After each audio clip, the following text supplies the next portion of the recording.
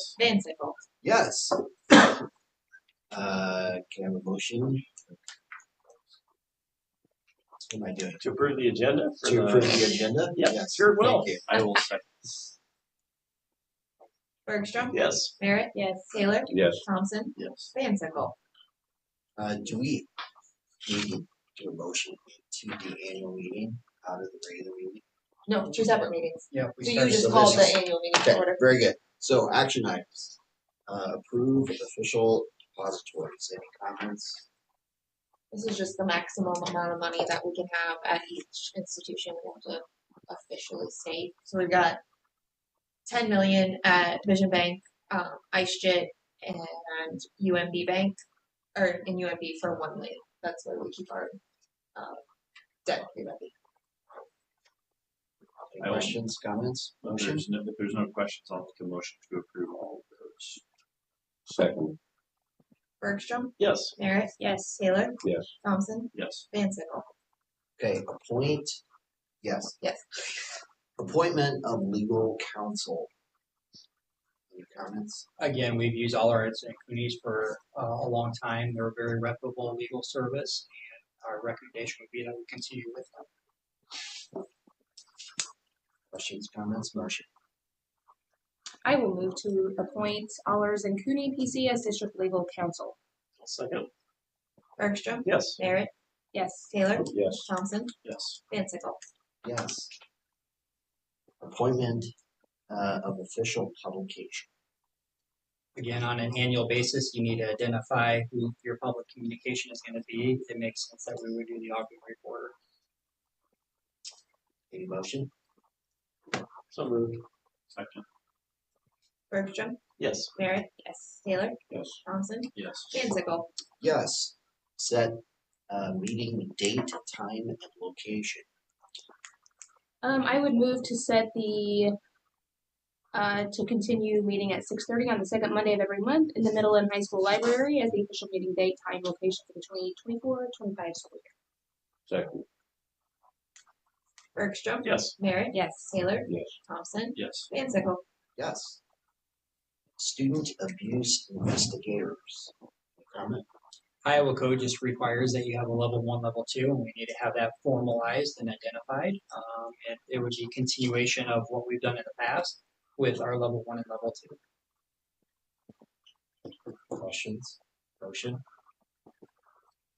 I'll move to approve the student abuse investigators. I'll second. Bergstrom. Yes. Merritt. Yep. Taylor. Yes. Thompson. Yes. Van Sickle. Yes. Review policy 210.7 regulation 210.7 R1. Yeah, in your guys' board packets that you received on Friday, this is an omission by accident. Melissa did print these off for you, so you have them in front, but basically it's the Roberts rules and just the regulation that would support that.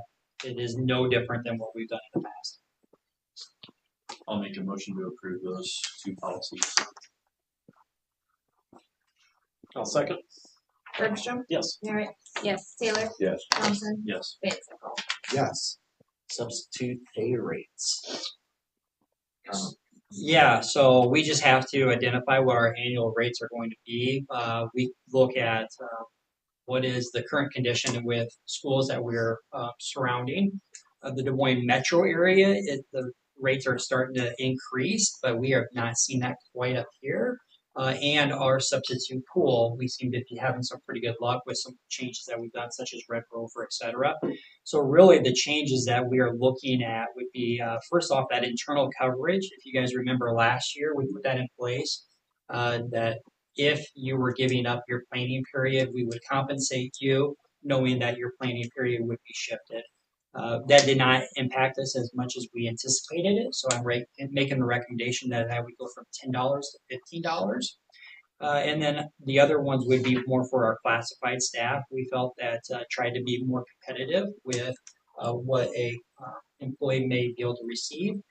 We gave them a 50-cent raise for that associate cook, and then custodian, summer custodian would be our substitutes there. But we are not making any other changes for the certified substitute rates. I'll make a motion to approve the substitute pay rates as proposed. I will second. Bergstrom, Yes. Merritt, Yes. Taylor, Yes. Thompson, Yes. Vansickle. Yes. Mileage reimbursement rate. Again, it was 50 cents. We feel that 50 cents is very competitive. It recognizes the mileage that you would put in your vehicle while also incentivizing our folks to use school vehicles when they're available. So our recommendation would be to stay with the 50 cents. I'll make a motion to approve the 50 cents a mile for reimbursement. I will second. Bergstrom, Yes. Merritt, Yes. Taylor, Yes. Thompson, Yes. Vansickle. Yes. Motion to adjourn. I will move to adjourn. I'll second. Bergstrom, Yes. Merritt, Yes. Taylor, Yes. Thompson, Yes. Vansickle. Yes. Do we need to call the roll again? Hold to order. Bergstrom, Yes. Merritt, Yes. Taylor, Yes. Thompson, Yes. Vansickle. Yes. Motion to approve the agenda. So moved. Second. Bergstrom, Yes. Merritt, Yes. Taylor, Yes. Thompson, Yes. Vansickle. Yes. Presentation, celebrations, and reports. Absolutely. So around 3 times a year, we want to recognize the great things that are going on with our activities. We have a lot of students that are highly involved in a number of things, and Reed Smith is here tonight as our activities director to recognize some students. Where do I need to go? Just right here? Yeah. Okay, sounds fine. good. I'm here to represent the softball program and the success that they had this summer. I have 3 individuals specifically to recognize for their accomplishments over the course of this summer. One is here with us tonight. Harley Jansen was a first-team All-Boone County catcher, and she is also honored as an honorable mention All-Conference softball player.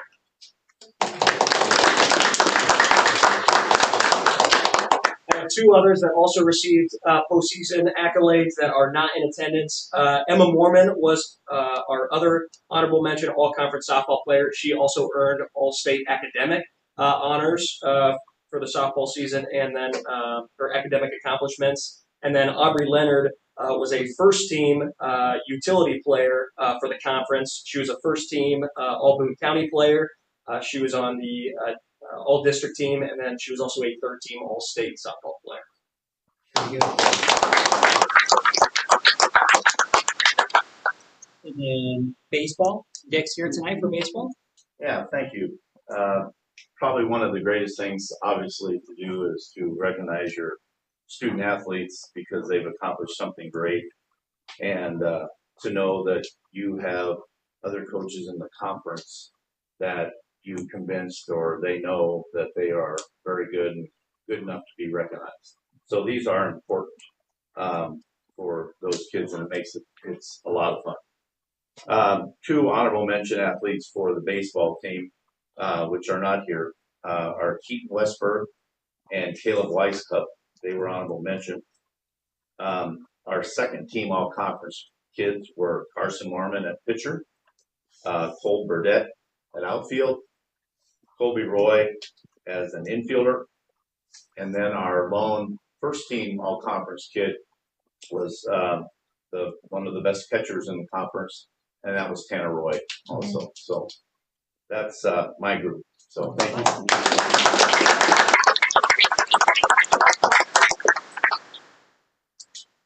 Principal reports. Ladies first. A few things, since we met last time, we had back to school conferences, and just to appreciate family support through that, we were able to hold conferences for 99% of our students, and the 3 students that we missed, parents were able to, or staff were able to connect with them via phones. I just think that really sets the tone for the start of the school year and getting students off to the right start. Something new for us this year, which we always really enjoy having high school students come over to the building, but the FCCLA group came over. They had served breakfast here for the high school staff and then came over and did that last Friday for ours. And just teachers really appreciated getting to see old students do that, start off the day with breakfast. And I walked in and they weren't talking about random things. They were literally teaching our teachers about spices and why you use certain things. And I quickly realized I was out of my league with the conversation around cooking, but just a great way, I think, to connect with staff in our building and have both buildings connected. We had a food drive last week for the Iowa State game, which is just a great way to have a fun rivalry back and forth with staff and students. But together they raised, between the two teams, 893 items for the food pantry. And we realized we've created some fun banter with families because we received some emails off and on saying that they believed that staff were moving things between tables and maybe weren't being honest about things. But it was fun to have a close match for that. In August, we talked a little bit about trying a new schedule for specials with the STEAM on Wednesday. So they've had an opportunity to do that twice. We're in entire grade levels together with all 4 of our special area teachers. And just has been a great opportunity to connect both their content standards with some of those universal constructs and lifelong skills that we really want students to be able to demonstrate. And they're excited to be with their entire grade level to engage in those activities. So it's off to a successful start on Wednesdays. Kind of thinking along the STEAM Wednesdays, just seeing art back up and running in the building has just been great to see kids engage in that. And I had the opportunity last week to sit through an entire second grade lesson. And I was just going to observe students, and I was suddenly given the materials and expected to kind of engage in the whole lesson, which I got received some honest feedback from students on. I should probably return for more lessons, but it's great to see kids learning in that manner. We started our fall benchmarking for both reading and math, so just getting a good check with where students are at with their grade level benchmarks. We'll have data meetings starting the 23rd and 24th of September, and then connecting with families to just set up interventions and look at extensions for students. And then the last component, Mr. Hyder and I worked last year to get anyone that's teaching reading at the elementary into a cohort for letters training. So really thinking about the science of reading, but they're engaging in a pretty hefty professional development opportunity where there's 8 Wednesdays that they'll have 3 hours of learning around this reading, the science of reading, and then they have 20 to 30 hours that they'll engage in independent learning outside of that. It's a great opportunity that we were able to connect with through the state. This typically would cost approximately $2,000 per staff member, and we were able to get into a cohort at no cost for our district. But it is a 2-year program, so they'll have that amount of learning this year and then the same amount next year. So credit to the teachers that they're ready to dig into that, and exciting for the benefits our students will have moving forward. Any questions? All right, Derek, you're up. So this is my second board report. You didn't make me do one in July, thankfully, because I was only on the job for about 12 hours. But the last time I talked, it was before I had even had a chance to have significant time with the staff. So a lot of it was kind of excitement going in, everything that I tried to figure out through the month of July, kind of on my own with Joshua and Amy, putting some pieces together. That first Tuesday that I had significant time with the staff, I think we spent probably 6.5 hours together in the auditorium, and it was probably just as much educational for me as it was for them. We really focused on 3 things: safety in the buildings, protecting academic time, and then consistency amongst the staff for both middle school and high school. So we came away with probably more questions after that first Tuesday than we had going in, but we were able to meet again on Thursday. We were able to kind of clear up some of those and really put together a good game plan just in time because we had kids coming into the building the next Friday. But I've been extremely impressed with the staff's willingness to share what has and hasn't worked, also willingness to try new things. I feel like we hit the ground running.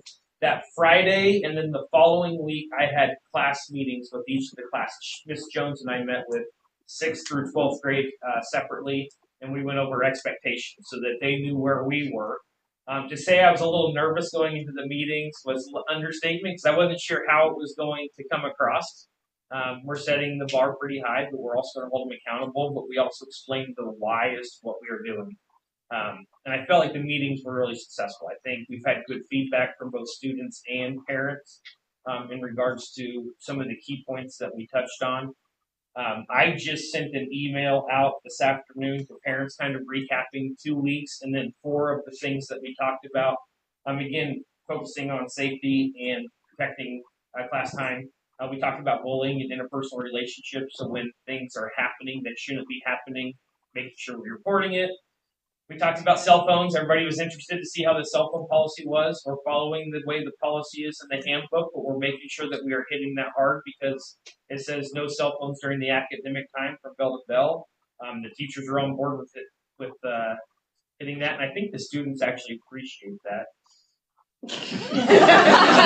At least I've had some come to me and say, you know, it actually has been, refreshing. I sent home information on tardies, because again, protecting the academic time and making sure kids are getting to class on time.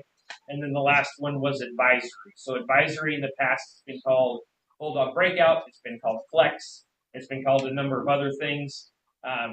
We altered our schedule between that Tuesday that we first met and the Thursday that we met again before the first day of school. We altered our bell schedule so that everybody has the same advisory time.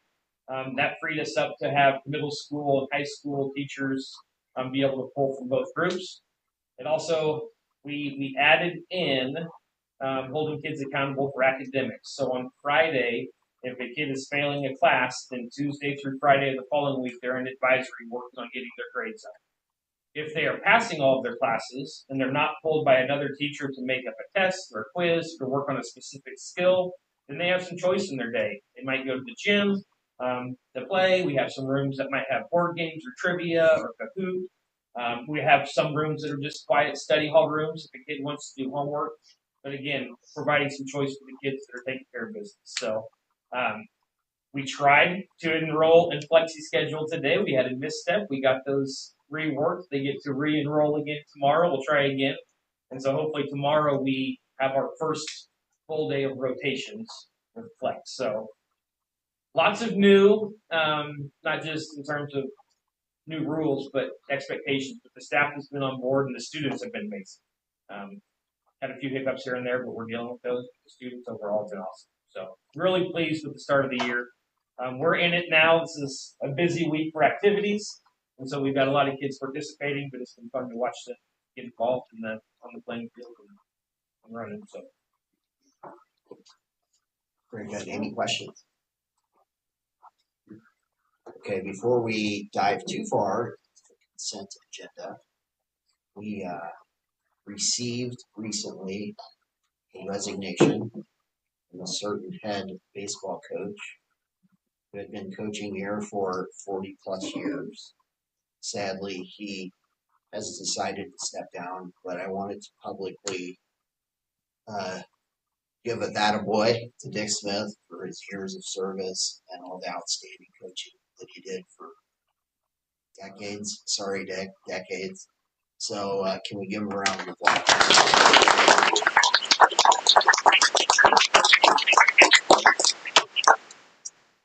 So any comments about or questions about the rest of the consent agenda? Other items in that consent agenda that would be worth pointing out would be that EAP. EAP stands for Education Assistance Program. If you guys recall, we put that in last year for hard to fill positions where the individual does not have the certification for. They're ultimately getting a conditional license of some sort. And with that, there has to be specific training, additional coursework for them to be able to open up that door or possibility. We have 2 individuals that have actually qualified for that, so we will help support them with their educational pathway. And in return, we're asking for some type of a retention measure. So we're not just handing over dollars, they get the certification and they go elsewhere. They would be prorated if they choose to leave Ogden. So I'm glad that people are taking advantage of it. It's a benefit for our students that they are getting somebody in those hard to fill positions. It's a benefit for that employee because they are getting an additional degree or an endorsement. And it's a benefit for Ogden Community Schools because hopefully we're hanging on to somebody for a 5-year retention measure. So I just wanted to shine a light on that. And financial reports, our final numbers, I certified CAR Friday. right before I did all the financial reports. So those are the final numbers for June. And so in October, we'll do the deep dive where I actually have a minute to analyze all of that information for you, and we'll present all of that in October. But those numbers are final expenditure numbers for the year. We have a motion for the consent agenda. I would make a motion to approve the consent agenda. Second. Bergstrom, Yes. Merritt, Yes. Taylor, Yes. Thompson, Yes. Van Sickle. Yes.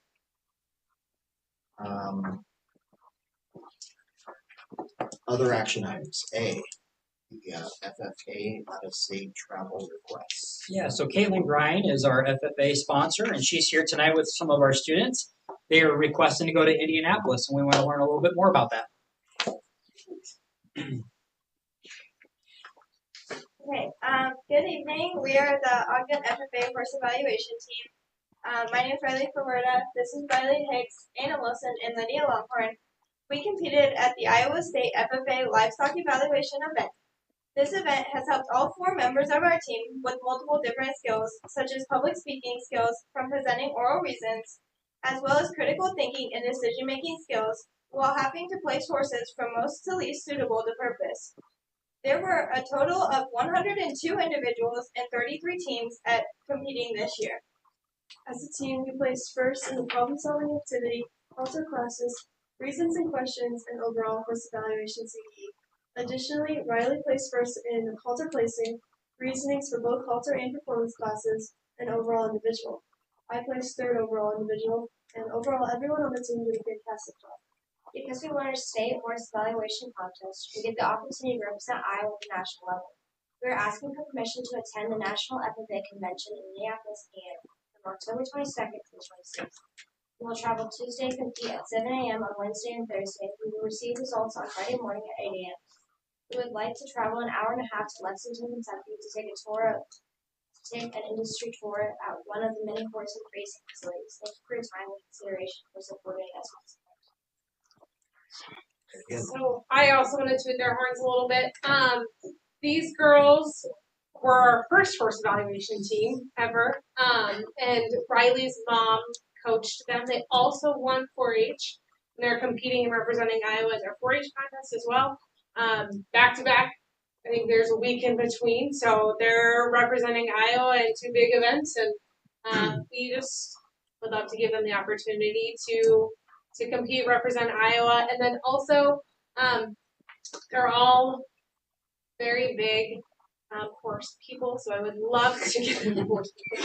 I would love to give them the opportunity to go, and I think we were looking at either going to Secretariat's home ranch and looking at their operations, or Churchill Downs.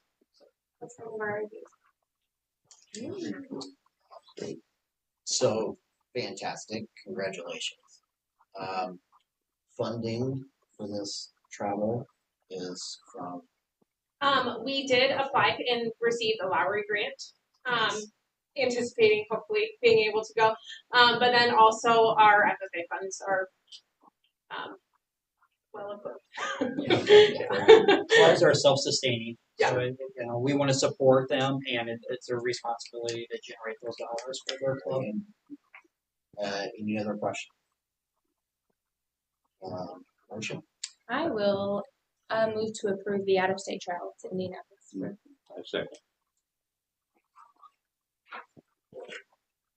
Bergstrom, Yes. Merritt, Yes. Taylor, Yes. Thompson, Yes. Van Sickle. Yes, Just absolutely. to clarify, Kelly, you also probably moved for them to go to Kentucky too, right? Yeah. Yes. And Kentucky if you so choose. That was not. Yes. Oh, sorry. I got it. We're good. Yep, we're good. Come back and tell us about it. Yes. Yeah.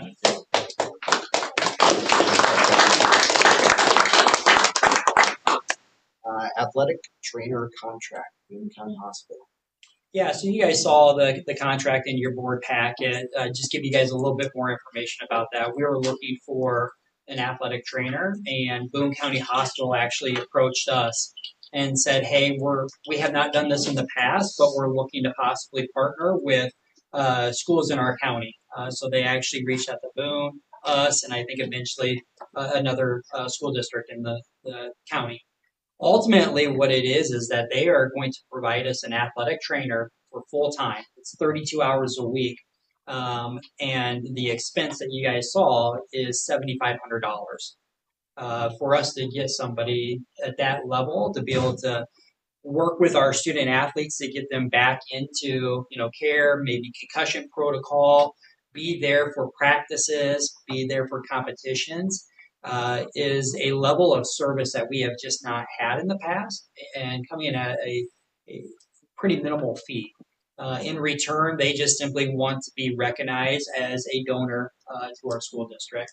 So I think it's twofold: the $7,500 if we choose to go with it, and recognizing Boone County as a partner, a donor to Ogden Community Schools. So I think it's a win-win all the way around. I think it's if our athletic trainer is gone for whatever reason, because it is with Boone County, they will find us a substitute, which is also a nice thing as well.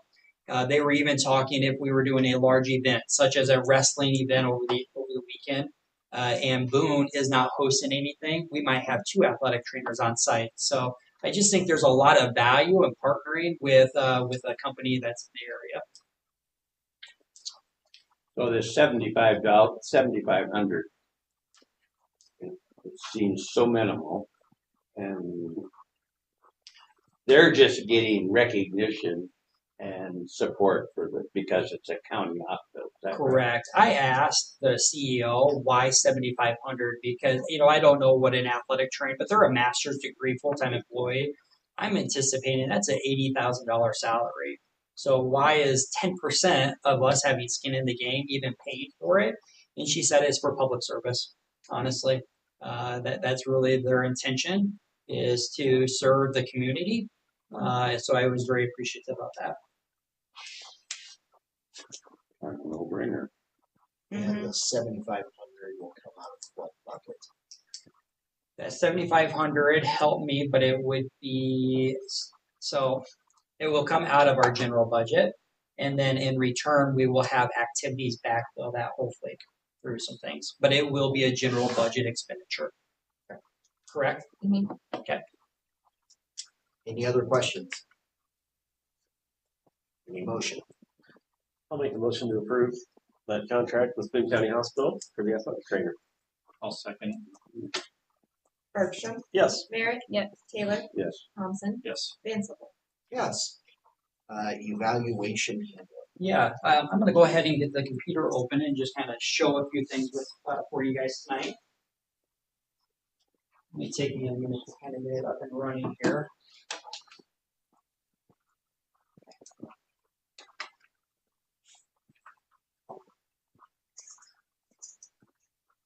So for board members, you guys obviously received an email from me of our evaluation handbook. I feel that this has been something that has been in need for a while, and I had spent quite a bit of time putting some things in place. I want to just give a high-level overview of it so that you guys are informed, and then you guys can take action accordingly.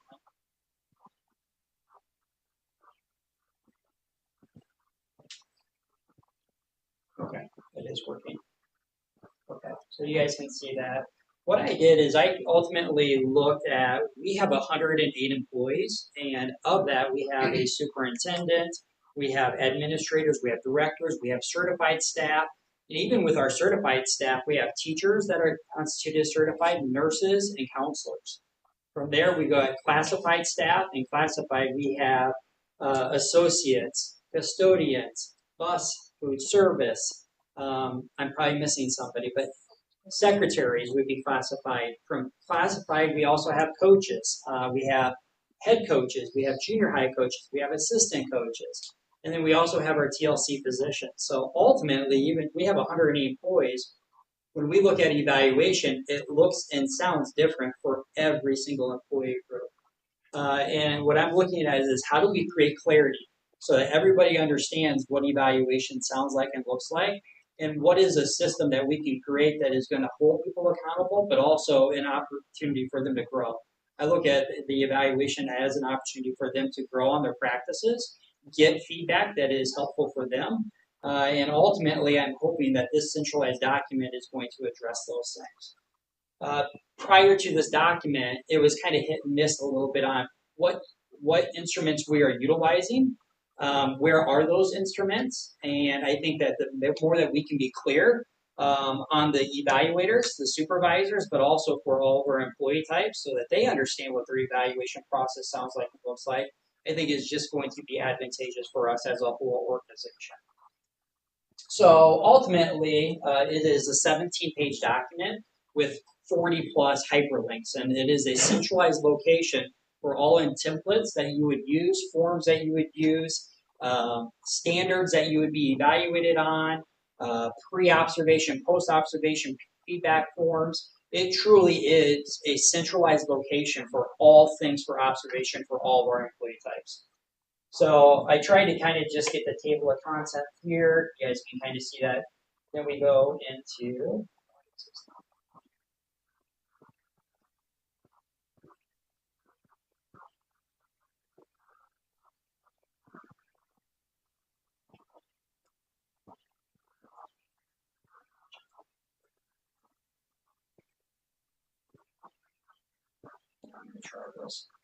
sorry, folks. Okay, so we have a table of content. From there, it goes into the elements of evaluation, and ultimately, that infographic just summarizes everything that I just discussed that I think are the elements of an evaluation process. We have some definitions just to create consistency and clarity for everybody, and then some Iowa code, some board policies that discuss evaluation, information about Board of Education examiners, and then we even have a district schedule. The nice thing is everything that is in blue that you guys see that's in front of you is hyperlinked, so that it would open up supporting documentation.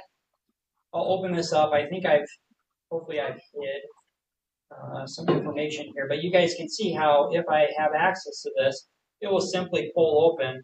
I covered our employees, the position, etc., but here we've created an evaluation schedule, so we know based off the employee type who's going to be the evaluator, when are they going to be evaluated, so that everybody has that awareness. So that's one example of how those hyperlinks would work.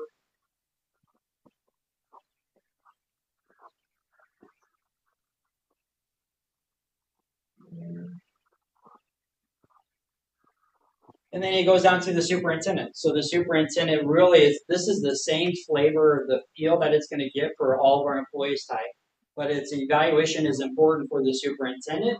Here are the critical steps so you guys can kind of see by August, I need to be able to submit my professional development plan to the board. We'll have a closed session. In February, we'll have a mid-review, and then ultimately the board is evaluating closed session. So it has clarity for what that is.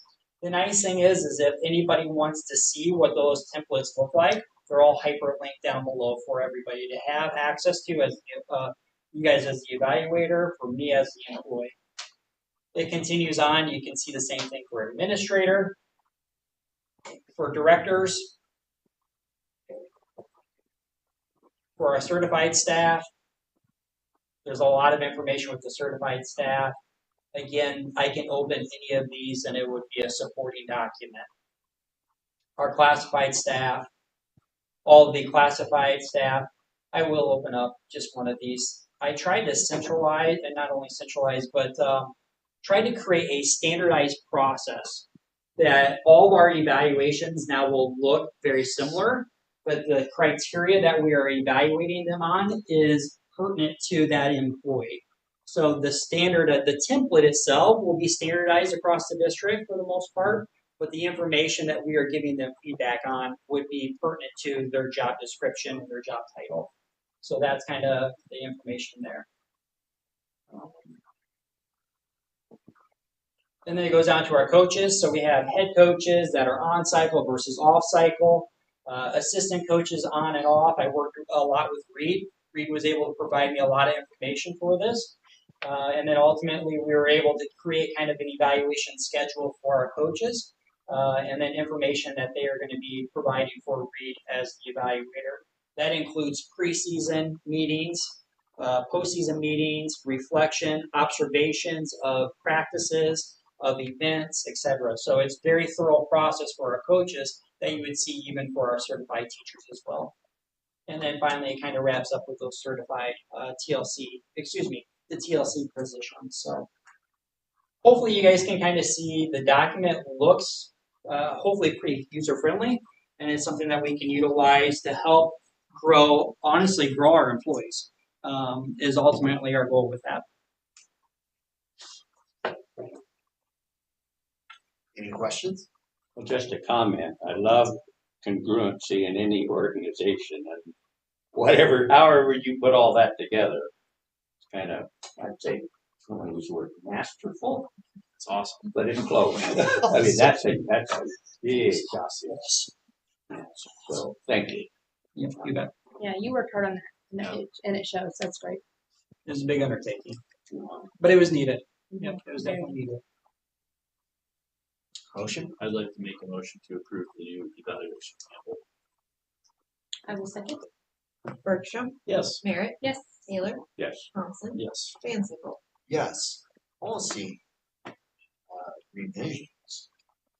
Yeah, in my superintendent report, which will be later in the meeting, I want to talk a little bit more about chronic absenteeism. But what you guys have there is that 501R or 9R1, which is a regulation, really just aligns with the new state law. So there was a Senate File 2435. It's starting to get some more information, and I'll discuss that in my superintendent report. But ultimately, we needed to put in a regulation that was in compliance with the law.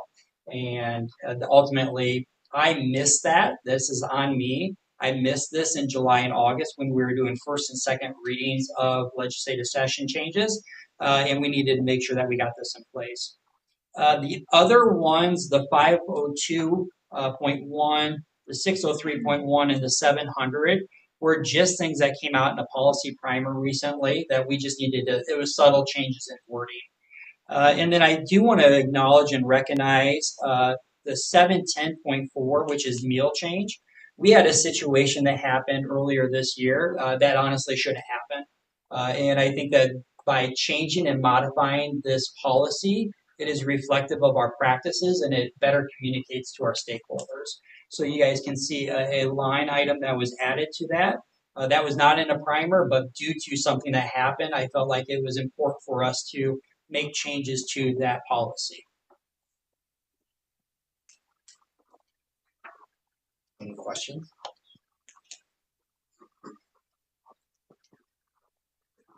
I will make the motion to approve the first reading of 5019R1, 502.10, 603.1, and 700, and then the first and final reading of the meal charge policy 710.4.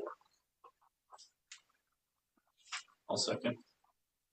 Bergstrom, Yes. Merritt, Yep. Taylor, Yes. Thompson, Yes. Van Sickle. Yes.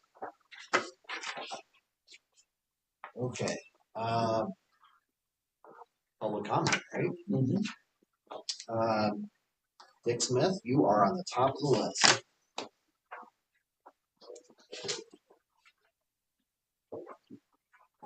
Well, first of all, I'd like to know how many of you were even born when I first came here. I was born. You were born. I was Okay, born. good, good, Yes. good. Yeah. I just want to make sure to know that, yeah, I am quite old to do that. But I want to thank you for the Ogden Community Schools, especially for the 44 years of head coach and backing me the way you did, and backing all the times, all the coaching that I did in this school system. For you newer administrators, you are walking right into a wonderful, wonderful school system. And I'm a true-hearted Ogdenite. I really believe that we are in a wonderful place. And I just want to be noted that we have great kids here. I have seen them from day one, not only in high school baseball, junior high football, high school basketball, both boys and girls, and then basketball or the baseball throughout the years. it's just tremendous. And it's very important that we keep backing these coaches, which I doubt if you'll ever have any other coaches that will go 44 years. I don't know if I'd even suggest that they do, but that's if they loved it like I did, will understand why that I was still around. And not only did I have great kids, but I also had great parents that worked with me throughout those years too. You know, I always tell a story that I think I can count on one hand how many times that I have been approached to one of those negative things that you would see a coach get nailed for, approached or something like that. And I always hold my head high because of that, which I'm still here to live and tell about it.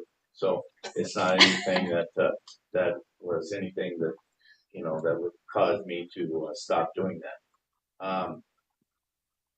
I also, at this time, I hope in your packet, I hope you've read my letter. You have, they get my letter? We did not. Oh, you did not? No, and I can do that. What? I can do that if that's so choose. Okay. Typically in a Well, resignation, I'll just briefly we do go not over it, issue. if that's okay. Yep, that's great.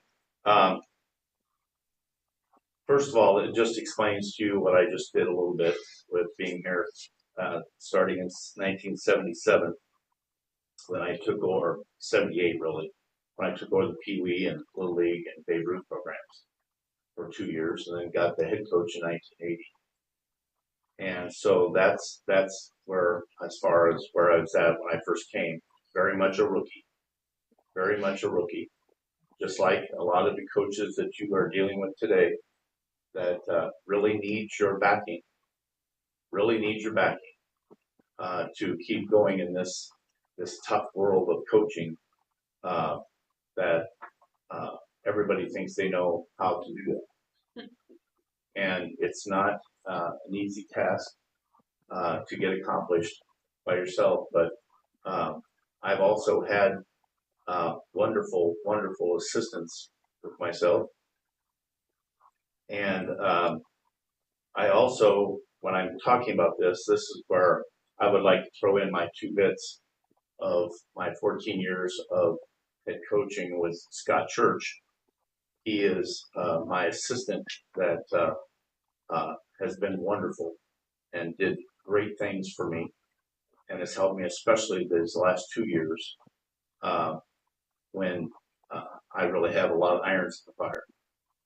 And I just really hope that you will consider my feelings as far as keeping the Ogden baseball tradition going, knowing that I worked with this guy for 14 years.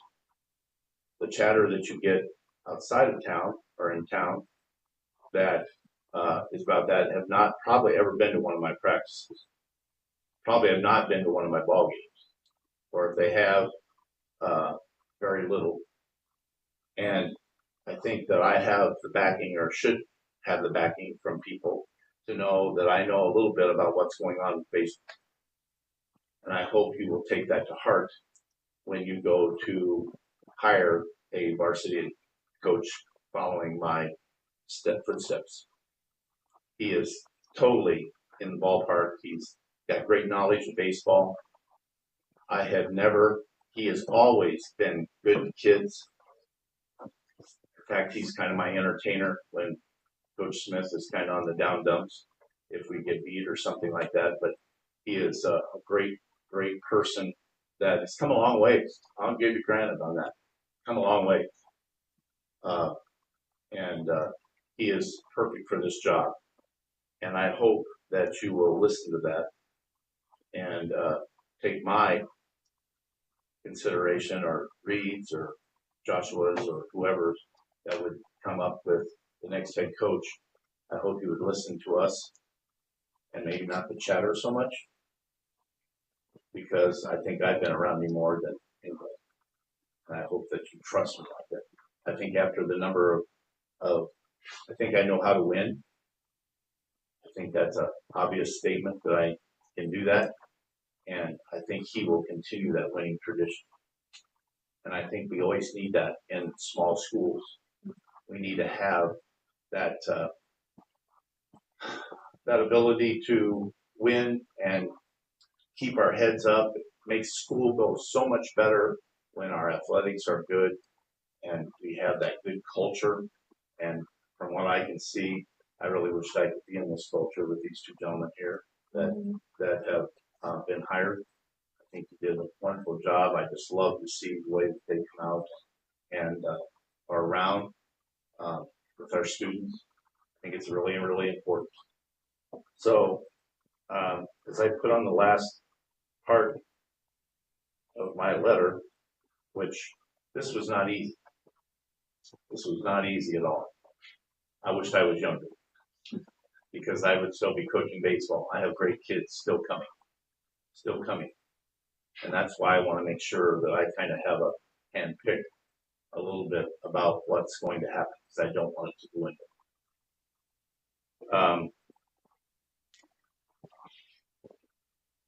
Also, I think I got to make sure that you understand that Lynn is in this with me.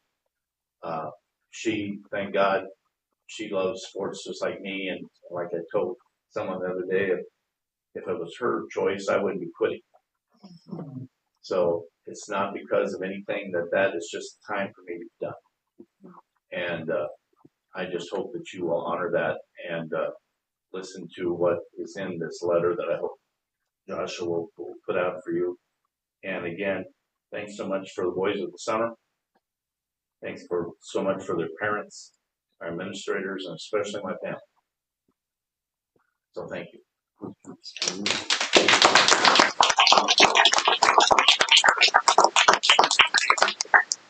So I will say this, Mr. Smith. When you took over Pee Wee, Little League, Babe Ruth, I was one of those kids. So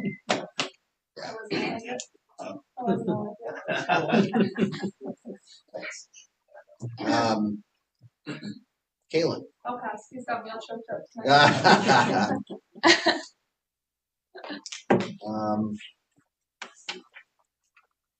Public comment, board calendar. So next month we'll do a evaluation or we post. We'll do that after the regular meeting. Yep. And new this year, we'll do one for me. Really? Yeah. New For state you? law. Yeah, new state law. I have to be reviewed every year. And it wouldn't be the SBO, it would be the board secretary. So I will be the evaluator of her role as the school business officer, but you guys will be the evaluator of her as the board secretary. So it'd be the board and her, right? Post. Yep. And then we would have one with the board. Right? And either one of us can choose if we want to be the other one to be present, but it's their discretion. Kind of two different. Yep, two different closed sessions. Very good. And then in your document, there is a document that we can. That is correct. Click on and use as an evaluation tool. Yep. So, as board members, can you link to that? Bring document. There might be some things I need to do on the front end as far as some self-evaluation and feedback on where I am. And based off of our last closed session, there were some goal areas that I needed to work on. So I'll be bringing that full circle for us. Okay. And the evaluation for the board secretary document as well, right? That is not in there, but I will find it. Yeah, it's new. I don't know. Yeah. They're waiting on you. Yeah. Probably for that. Anything else on the calendar?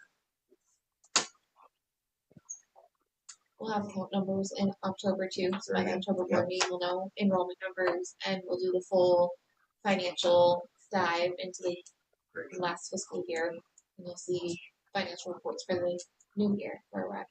So lots happens. So before we get into the superintendent report, I wanted to thank you publicly for sending off the head count. Really, that's when the budget starts, right? You start getting preliminary head count. Starts the whole work going. So it's kind of important. It's a little important. It's a little important. So thank you for that. And Superintendent. Yeah, you bet. Real quick, I want to just dive for 5 minutes into Senate File 2435. You guys did a first reading tonight of a regulation, which is 501.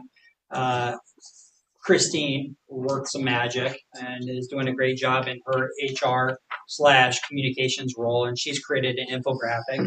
I'm going to just pop this up here and then have a seat, and I'll talk to you guys in more detail about what you have in front of you.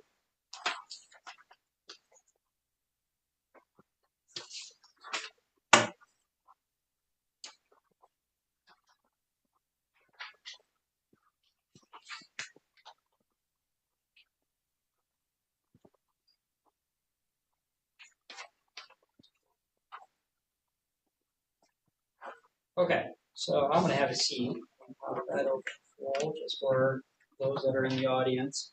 So the infographic that's on the sheet is also, or up on the TV is also the one that you have in front of you. So Senate File 2435 was passed and put into law on July 1st, and really what it is, it says if kids aren't in school, we can't do our job. We can't educate kids that are not present. And in theory, it's true. Not even in theory, it is true. So really, it started to look at what are our previous practices that we did, and how is this going to be changed based off of 2435. Previously, there was excused, unexcused absences, and ultimately, they're kind of going away from that, and they're just saying if you're not present, that counts as a day absent. There are some exceptions that you can, like religious purposes.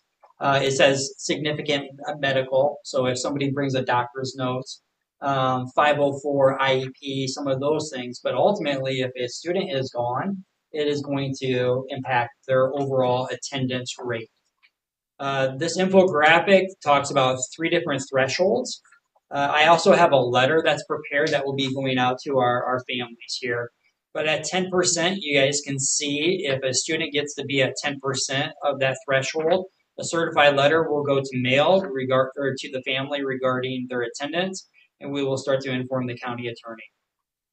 If a student attendance gets to a 15% absentee rate, there will be an absentee prevention plan that's put in place. So that's a number of stakeholders that are at the table trying to identify the core reason of why the student is not at school and in attendance, but more importantly, create an intervention plan to correct and improve that behavior and their attendance.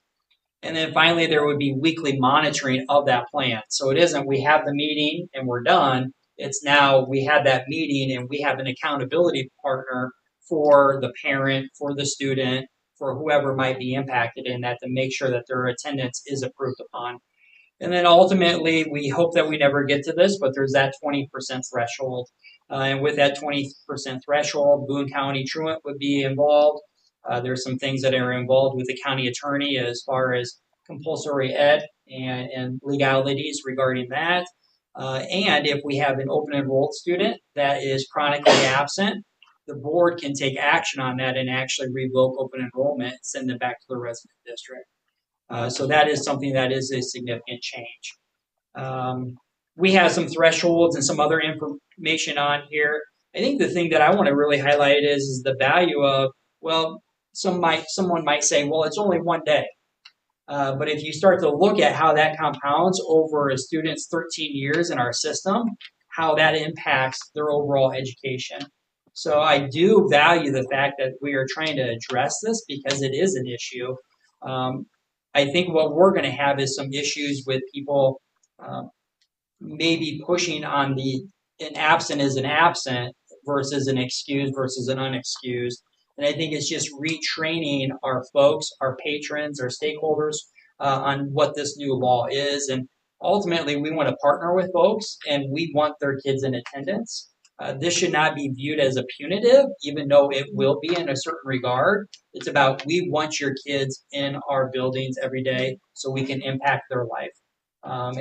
That's really, I hope, the approach that we're going to take with this. Finally, more information will be going out. I have a letter to support this. This infographic will go out to our parents. We are going to have to do a lot of education on this to be able to help support them. I'm bringing it to the board because you guys might have people come to you and say, hey, wait a minute, what is this? Well, ultimately, we're following the law. This is a law, and we have to follow it. Questions? So when you, I just for my information, like when you say we have to do like this, and this, who is doing that? Ultimately, it's going to fall a lot on our administrative team. Okay. We started having a conversation about what role does the secretary, what role does the counselor. Yeah. We're trying to figure out and divvy out all those responsibilities. Okay. But yes, I mean, for me, it's a high level of making sure that I have systems in place. Yeah. And those systems, and ultimately, are our building administrators carrying that out in their buildings. Right. If do you have any kind of a gauge of what is in the past? Is there a certain number of 10%ers or 15%ers? Is there ever been a 20%er? I mean, is there issues that have come up in the past that you really had to? Every school district I've been in, there is always chronic absentee issues. I do not have the data, and I will put that down and give that to you in my update. I know that there was a neighboring school district that actually polled their junior class last year, and they said that 40% of the kids would have received a 10% letter. I don't know what those numbers are for us.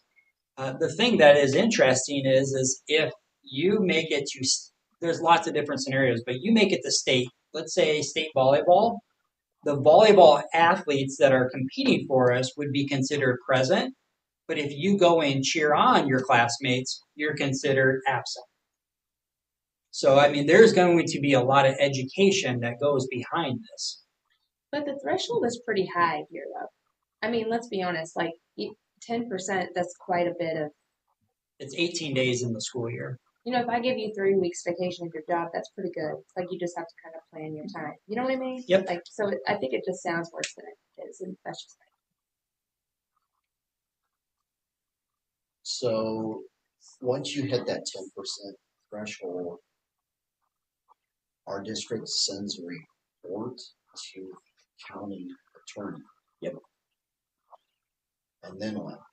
So it's to inform them, and then the letter itself, we will create a standardized letter that will go to certified mail to the family. And in that letter, we will start to address and identify that, hey, we need attendance, we need your child here, maybe even a follow-up phone call to them and identify what are those barriers and how can we circumvent those barriers right now so that we don't get to the 15% to 20%.